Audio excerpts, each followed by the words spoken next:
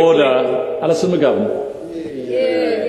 Thank you, Mr Deputy Speaker. And I'd like to begin. I'm sorry the honourable member for Northampton has left his place, because he made quite an accusation about members on this side that we had no insights into the world of business. Well, I take, Mr Deputy Speaker, no lessons from a party that's led by not one but two former special advisors, one of whom's only experience in industry was working in telly. So for a terrible company. Though I do have the greatest of respect for the honourable member who made those remarks.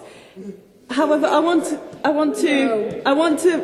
say a few words on growth and then some words very briefly on the impact on young people of the circumstances we face. Since the election, I've visited a huge amount of companies in my constituency in Wirral, most especially science-led, high-tech, efficient manufacturing companies. And the message from them is universal and clear. The thing they want and the thing that will drive the growth of their business is investment. And the question I am often asked is, where is the government action to improve investment in high-tech manufacturing? There seems to be some kind of ideological opposition from the government to backing investment. The chair of the Select Committee mentioned R&D tax credits. We've seen the sweeping away of investment allowances. Will my honourable friend give way? I will give way to my friend. I'm very grateful for my honourable friend. Is she as surprised as I am that the policy of the British government seems to be only replicated in Romania, who are encountering recession by cutting investment in universities and science, whereas everyone else is adopting a counter-cyclical investment strategy? I thank my honourable friend for that intervention. As Bill Shankly used to say, I'm only surprised that people are surprised at the surprises. In fact, as the Liverpool Daily Post said today, the scrapping of grants for business investment will leave Merseyside companies seeking smaller amounts of investment aid with nowhere to turn. The flagship Regional Growth Fund currently only accepts applications for at least £1 million, and its first round of bids was 7 times overscribed. The Daily Post says local enterprise partnerships will have no funding. So if companies in my constituency don't believe it from me, then they're hearing it from our local media too. Sorry, I'll give way to the honourable member. Thank you, Mr Deputy Speaker. I thank the honourable lady for giving way. On her point about the science base and the investment, we heard evidence in the Business Committee yesterday from the aerospace industry that they want to continue investing in the UK because of our skill base. And it's not just me saying that the government is supporting science. The President of the Royal Society has complimented the government on recognising the importance of Britain's standing in the scientific world. And all savings from the science base will be reinvested back into science. Well, that's an interesting perspective, and I obviously have great respect for the learned people that she's mentioned. However, of course I have great respect for the Royal Society. Doesn't want to see the budget cut. However, as has been mentioned by previous members already, you can't point to the corporation tax cut as enabling investment, because we've seen globally, Ireland had one of the lowest. I've given way twice, I'm not going to give way anymore. Ireland had one of the lowest corporation tax rates, and look what's happened there.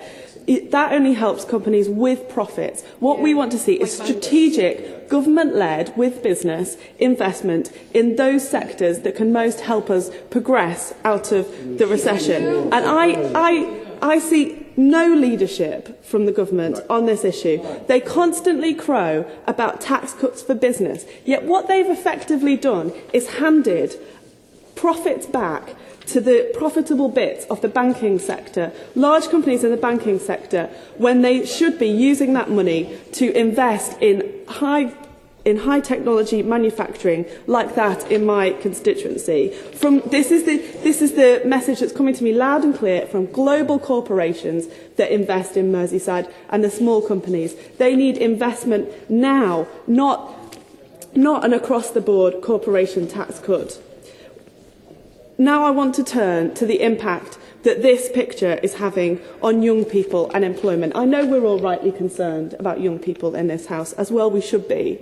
And people will know that some of the action that's been happening around the world is most pronounced, the protests are most pronounced in those countries with extremely high level of unemployment with young people. But we have to face the facts here.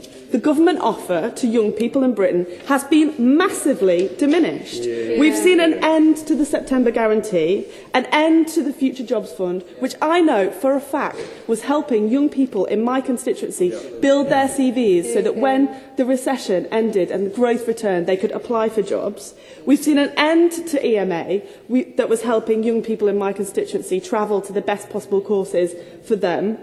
And we've seen an end to a level of commitment for funding for further and higher education that the last government had shown.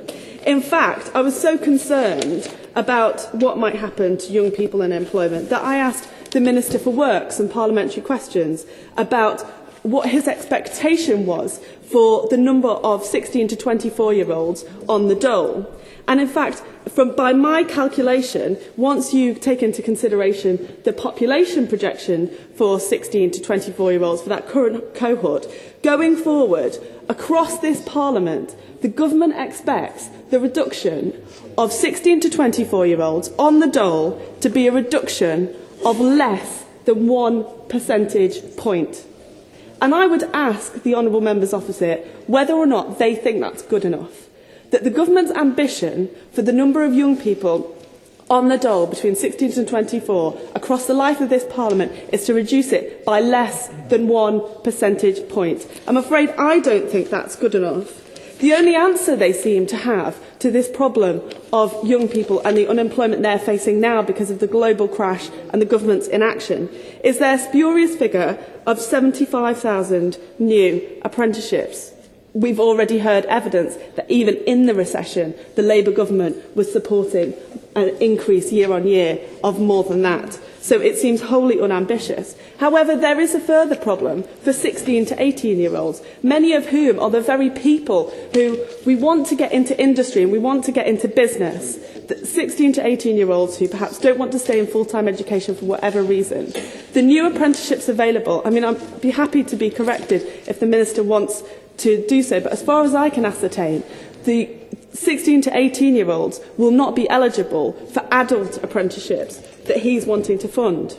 I give way to the Minister. Hasn't got much time, so I'll be very brief. The 75,000 extra, the 250 million we've invested in adult apprenticeships, she's right, don't include 16 to 18-year-olds. My role in DFE means that I've been able to secure money to allow for 30,000 more apprenticeships for 16 to 18-year-olds, making 100,000 in all. It's the biggest boost ever in the number of apprenticeships in Britain.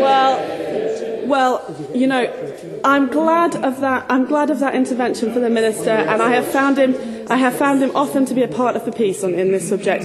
However, I still worry that without investment in business and growth in business, the money can be set aside, but that we won't in fact see the increase in opportunities for young people that we need. I leave the Minister and the Secretary of State with this final point. They must work with local government. In Wirral, the one thing that's made a real difference to apprenticeships and employment of young people is the Wirral Apprentice Scheme. It was funded with Work in Neighbourhoods funds via the local authority that meant small and medium-sized enterprises could access support to hire apprentices. That's the one thing that's worked. Making local government suffer the biggest cuts of any part of government is not fair, and the impact of that will be on young people worst. And so I plead with the Secretary of State and the Minister, please talk to your government. Brandon Lewis. Thank you, Mr Deputy Speaker. Over the last few years, one of the things I've heard most from business, whether it's been through the FSB, through the Chamber of Commerce or individual businesses that I've dealt with in business myself,